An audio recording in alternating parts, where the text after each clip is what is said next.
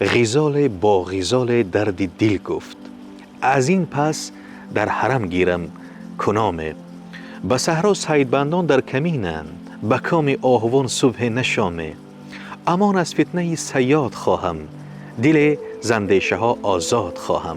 رفیقش گفت ای یاری خردمند، اگر خواهی حیات اندر خطر زی، دمادم خیشتن را بر فسان زن، ز تیغ پا گوهر تیزتر زی.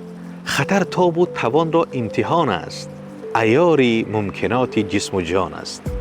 زندگی حقیقی همیشه طلب میکند قدم گذار، تجربه کن، خطا کن، باز بیاموز و باز قدم بگذار.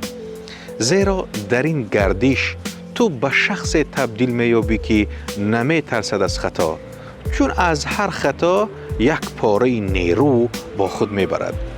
ترس تو را زنده نگه نمی دارد، تنها باز می دارد.